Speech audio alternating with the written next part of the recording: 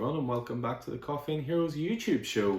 Trying my best to get things back onto a more regular format. The last couple of weeks have been a couple of busy ones. We are obviously gearing up to get back open for a click and collect service, which I'll go into in more detail in a bit. But the last couple of weeks, deliveries have been late, deliveries have been split into two. There's been high levels of stress involved, unfortunately. But we've got there in the end. Everything's up to date in terms of pull lists and so on and so forth. But we've had the opportunity now to move everything down to the store. We're starting to get our house back, of course, which is never a bad thing.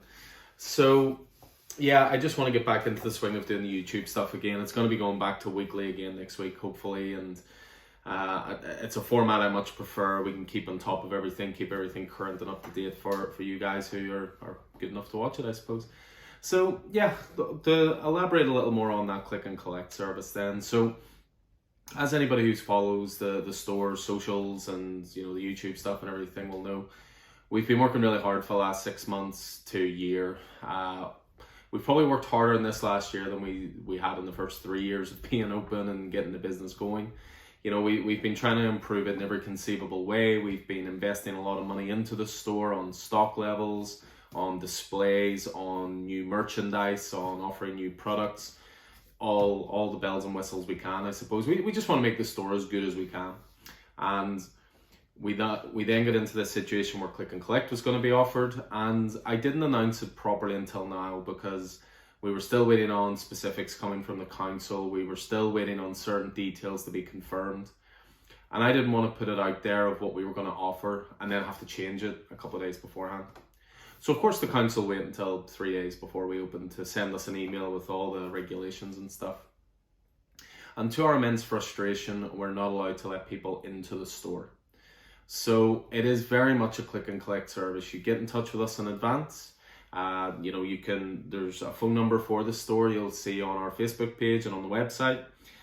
You can call us. You can get in touch through Facebook Messenger. Through the Facebook page, you can get in touch through Instagram Messenger, you can get in touch through Twitter messages, get in touch whatever way you can or want. Email, of course, is always a possibility as well. Check if we've got things in stock or check if we have pull lists ready for you, that kind of thing. And then give us a time where you're going to come down. So we're going to be operating this for 3 days a week. We're going to be operating on Mondays because the deliveries are now going to start coming to the store on a Monday so we can process them. We're going to be open on a Wednesday so that we can have some sort of semblance of new comic book day. And that's an example. So on the Wednesday morning, I will still do the racks. I will still treat the store as if we are going to open and make sure it's as ready as possible. I'll put loads of photos up of the new releases on social media and so forth. So if you see something that you like the look of and you want to come down and collect it, just drop us a message. We'll hold it over, etc. And then we'll be open Saturdays as well for click and collect because it's the day most people would tend to have free. So again, I can't emphasize it enough. Unfortunately, we can't let you into the store.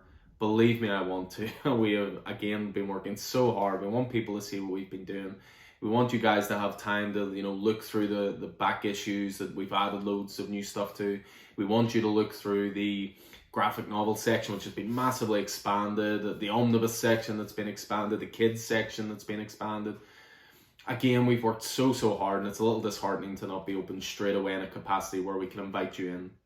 In my mind, it was always going to be a case of click and collect, which is 100% fine, and I'm happy to, take baby steps into getting open to a full capacity again.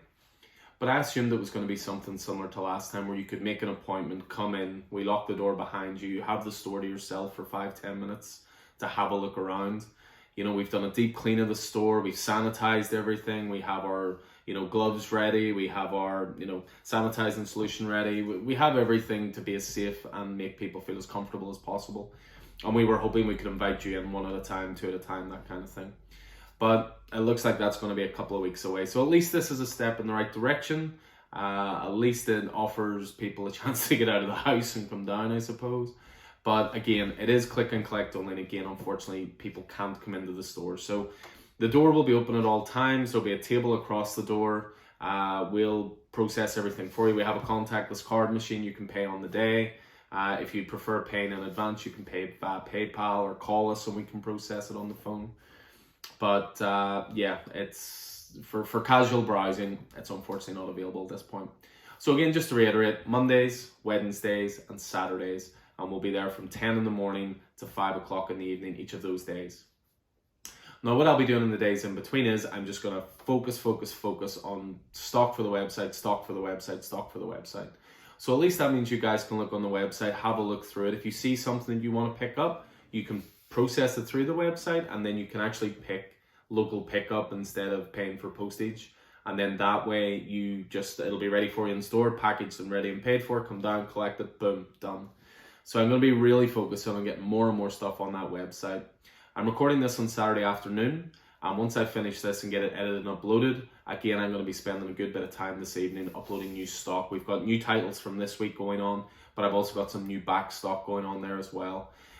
We've been putting sales across the website as well. You'll see certain items marked with sale where they've been reduced in price. So again, there's tons on the website. So it's just www.coffeeandandheroes.com.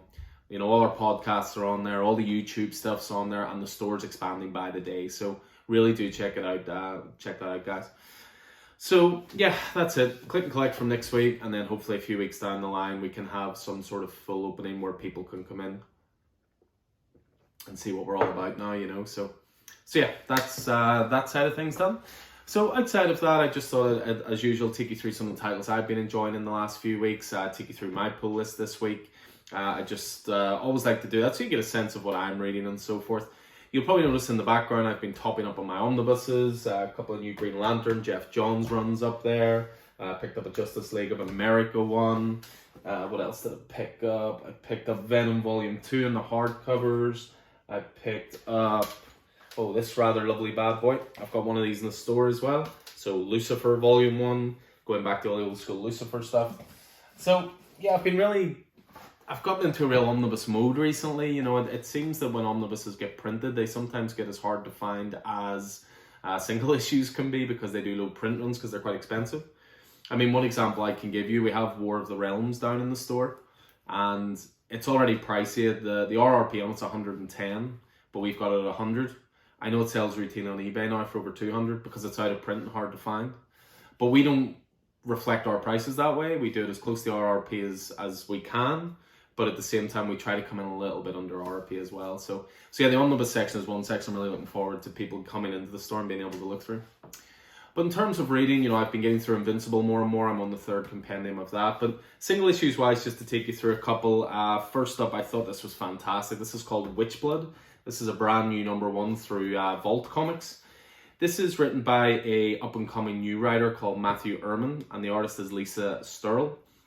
And this was basically magicians meet vampires in the Wild West. Great first issue. I think there's 1 or 2 still on the website, but that was a cracking first issue.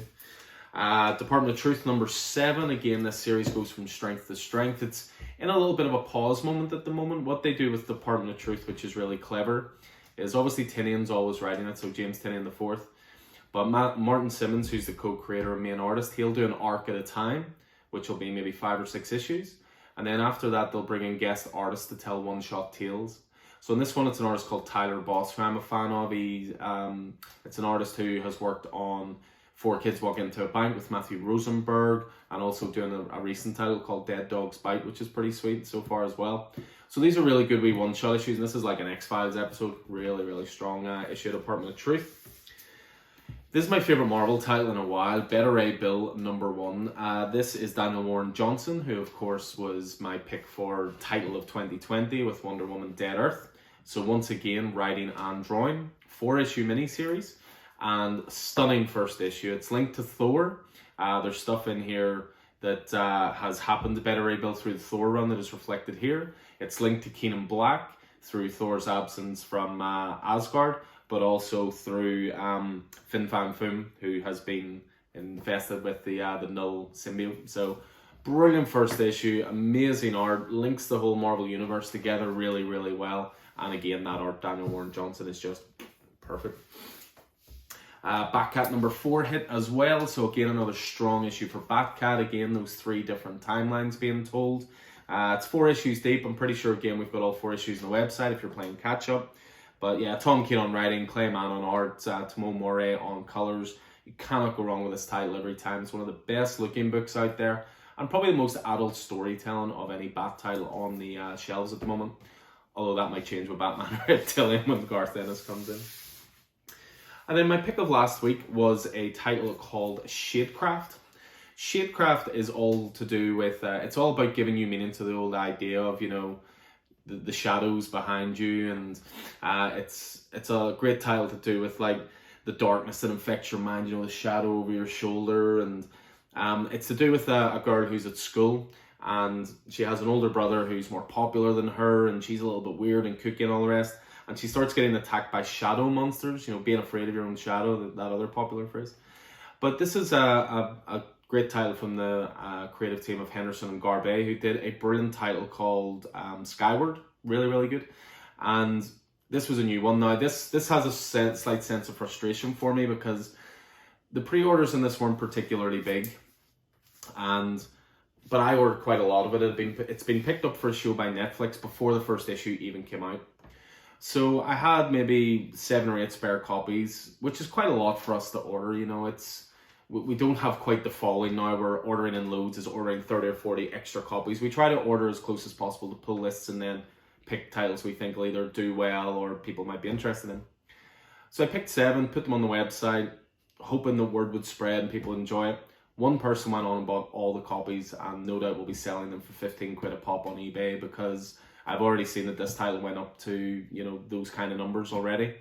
We had it on their cover price because that's what we do. When new titles come out, cover price. Simple as that. So I might have to start putting a limit on the website of just a couple of copies per title or something like that. It's always that old thing, you know, as a store, your objective is always to sell out of what you have. But we always want to reach as big an audience as we can. So it frustrated me that someone bought them all. From a business point of view, it's great. It cuts down on postage costs. It's all going to one person, etc., etc. But I want to try and reach as many people as possible. So we've ordered tons of second prints. So if you like the idea of the story, keep an eye out for those, and we'll have those coming in soon. But now just to take you on to my pull list this week. So it's that big that it's across 2 piles. It's a pretty big pull list this week. So just to take you through it. So an easy place to start is with a twofer, as I call it. And this is Venom 34. And then you also have King in Black number 5. Now this is a variant of Venom 34. I ran out of Venom already, and I've got some more copies ordered, so I'll get my cover A. Always take care of myself last. But this is a variant for it, which is celebrating 50 years of Man-Thing. And then King in Black is part 5 of this epic Marvel event. I may have already read these. They were class. King in Black was superb. Definitely Rand Stegman's best art so far. It's a big storytelling canvas Donny Cates is talking about, and there's going to be follow-ups to this. Brilliant stuff. I think most of King in Black's on the website, and then when we get Venom's back in stock, I'll stick it on there. We have the next issue of Casual Fling. Again, this is a great title I'm enjoying from AWA Studios. I've highlighted it before. Jason Starr on writing and Dalibor Talahich on art. Very grown-up title. That's issue 3 of 4. Batman 107, so the Batman title going to monthly again. This is James Tynion and Jorge Jimenez. Can't emphasize it enough, Batman 106 was a brilliant jumping on point, and this is the second issue. It's a brand new story arc with Scarecrow involved, and this is next level Batman storytelling. The art is incredible every issue. The Bat title's going down some dark places through Scarecrow. So I can't recommend enough. If you're looking in for Batman, jump on at 106 and then on to 107, and you're well set. I picked up Green Lantern number 1, so this is a new starting point again for Green Lantern in the wake of Infinite Frontier. It's Jeffrey Thorne on writing and then Dexter Soy on art. So haven't tucked into that one just yet. Of Harley Quinn number 1, this actually came out a few weeks ago. So same again, this is one that we sold out of. I didn't get my own copy. No, I've got my own copy. That's Stephanie Phillips, who I talk about very highly on the recent podcast. You know, she's one of those writers that, you know, is definitely one to watch. And if you see a new title being released by her that she's writing, jump on it. We have the next Batman, Second Son. So this is the mini-series that is springing out of the next Batman, which was the Future State title. And this is John Ridley, Oscar-winning writer who's really enjoying comics at the moment, doing a brand new title. So that's going to be, a 4-issue mini-series. We have Suicide Squad number 2. Enjoyed number 1. Didn't love it. Not quite as good as you know, Suicide Squad when Tom Taylor did it, but I'll always give any series 2 issues. Issue 1 always has a lot of heavy lifting to do. You know, introducing characters, introducing the world, that kind of thing. So I'll always give it 2 issues anyway, and it's got Talons in it, which links to Court of Owls, so I'll definitely give it another issue and see how we get on. We have issue 2 of Swamp Thing by Ram V and Mike Perkins, and Mike Spicer on colours. Issue 1, can't speak highly enough of it, so really looking forward to tucking into that. Bit more Marvel stuff now. We have Amazing Spider-Man number 63, kicking off a new storyline, King's Ransom. So looking forward to jumping into that. Cracking Mark Bagley cover there, but it is Nick Spencer on writing. I've talked about this one before as well. Avengers Mech Strike, just a whole lot of fun. Jed McKay on writing duties for that one, and Carlos Magno on art. Just Avengers and mech suits. Can't go wrong. Just a lot of fun, as I said. Issue 20 of Conan. So again, I've chatted before about my love of Conan in the Marvel Universe, how slow a starter I was to coming to it, and how much I'm enjoying it now that I am a fully fledged fan. So brilliant title as well. We've got the next Immortal Hulk, so number 45. So Al Yu and Joe Bennett continuing their great work as it starts rattling towards the end. Immortal Hulk's been pretty much confirmed to be 50 issues, so we're rattling along nicely. We got the last part then of Kane Black tie-in, Planet of the Symbiotes, so issue 3 for that. That's Rodney Barnes and Steve Orlando collaborating on that. This shouldn't be in my pile, but out this week as well. This is Vicky's Star Wars High Republic, number 4. Brilliant indie title. Keep an eye out for this when it hits trade, guys. This is an Image series. It's going to be 8 issues in total from Sean Lewis and Caitlin Yarsky. This is called Bliss. This is fantastic, but there's hardly anybody on it. That's like one of Image's dirty little secrets at the moment. It is a fucking brilliant title, but hardly anybody's reading it. Commanders in Crisis number 7, so beginning the second arc of Steve Orlando and David Tinto's series there. I had mentioned, bag's a little dirty. I had mentioned Tyler Boss before for Department of Truth, so that's the other title I was talking about, Dead Dog's Bite. So we're into issue 2 of 4 of that.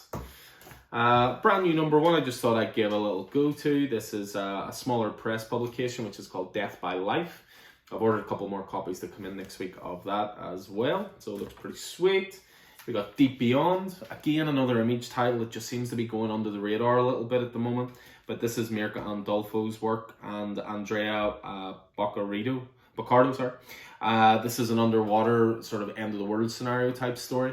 First couple issues has been brilliant. I really highly recommend jumping on that, and again I think the first couple are on the website. We have a Vault Comics title called Engine War that I'm the only person on, but really enjoying it.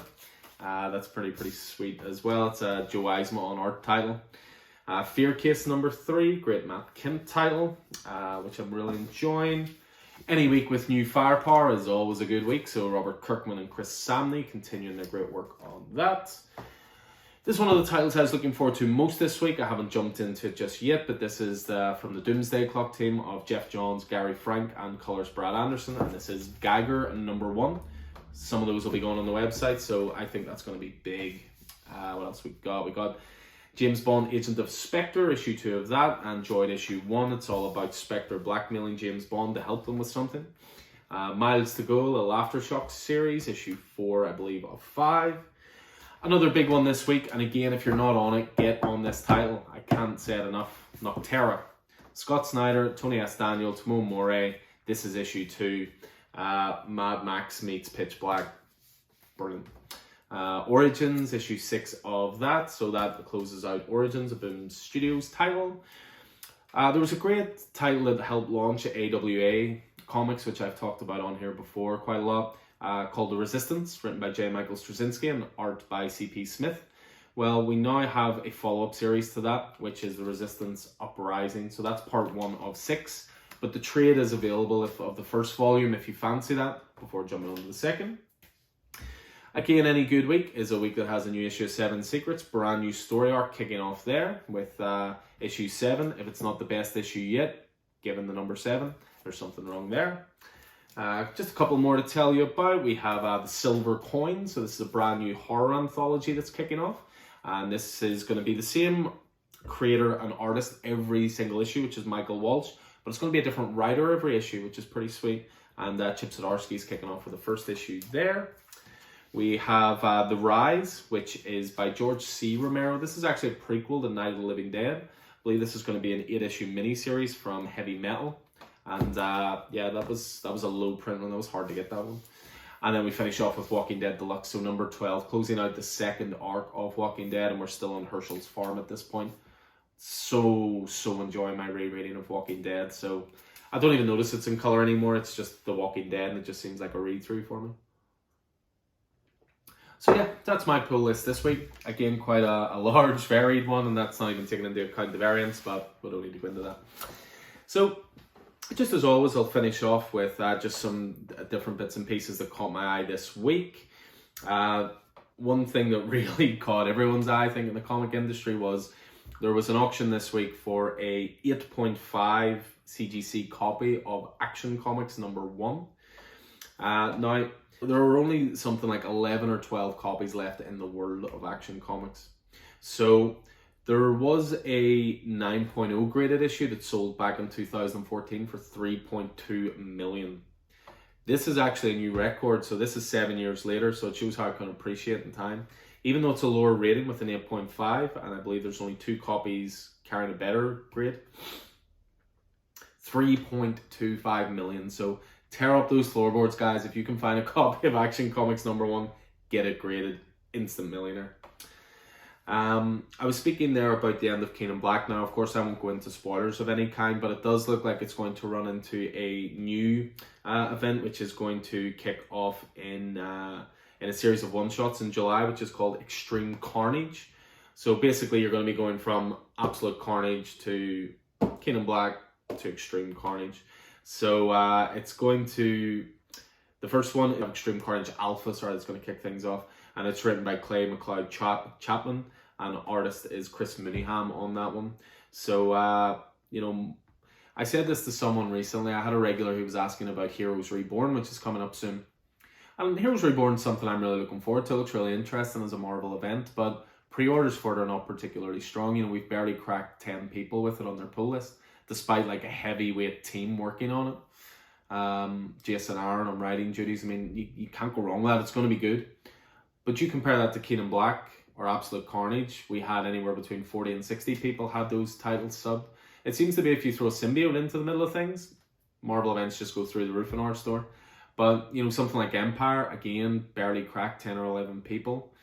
So it's interesting watching the trends as they go, but yeah, people love them, some symbiote action. So, but yeah, there'll be more about that in the next previews book, Extreme Carnage, so keep an eye out for that. And of course, we'll do our usual previews podcast for that.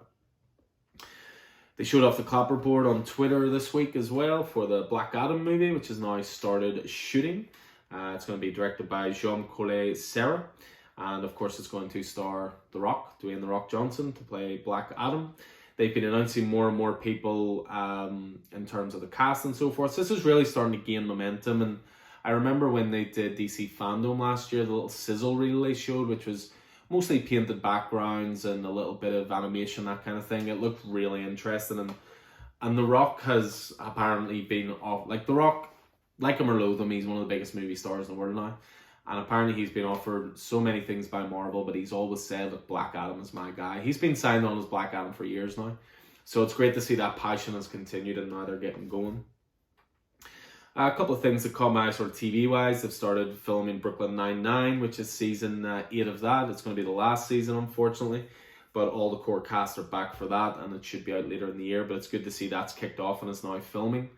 I know that with Brooklyn Nine-Nine, they had to go back to the scripting stage quite a lot because obviously in the last year, there's been a lot of uproar about, you know, police brutality and a lot of public incidents and stuff like that. So how do you make a cop show funny, given real world, you know, scenarios that are going on?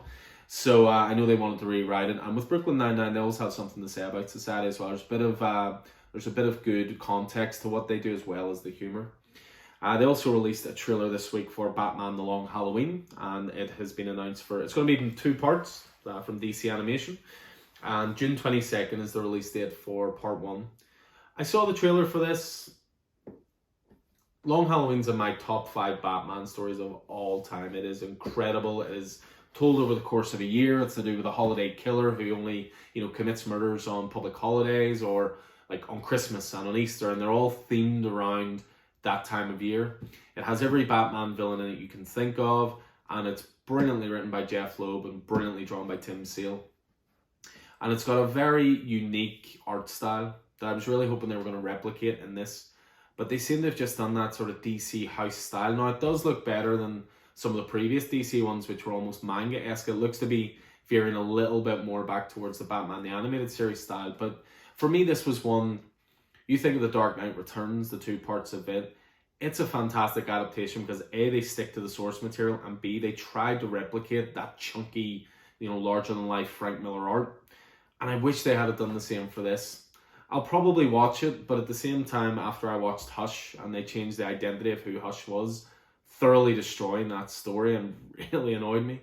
I'm a little hesitant to watch this because I also have a feeling they're going to change who the Holiday Killer actually is. And if they do that, and they're watching another DC animated movie again, not really, I will watch it. So yeah, so there is that. So keep an eye, have a wee look at the trailer, see what you guys think. Another trailer that dropped that looked class was Jupiter's Legacy. So Jupiter's Legacy is an Image title. It was written by Mark Millar and art by Frank Quitely.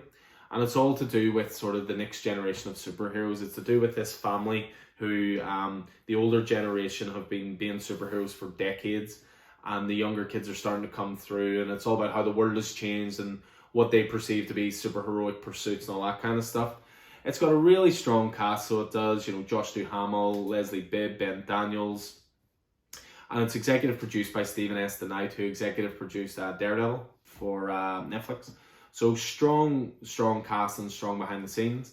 And the trailer looks great. I gotta say, the trailer, it looked like a movie. Like, this is a Netflix joint, and it clearly is big budget, and they're throwing a lot behind it. They're obviously trying to make their version of The Boys. Now, while I don't foresee Jupiter's Legacy being as violent as The Boys, there's no reason it can't be as good, but in a different way. So really, really looking forward to that.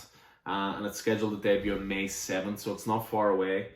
I'm not sure if this is going to be a Netflix drop the whole series binge scenario, or if it's going to be weekly. I personally have started to enjoy the weekly format recently. I love the Falcon Winter Soldier's weekly, and we get to chat about it and speculate. WandaVision, although I didn't enjoy it as much as a lot of other people did, it was still fun chatting about it and speculating and all that kind of stuff. So I'll look forward to seeing how Jupiter's Legacy is going to be released.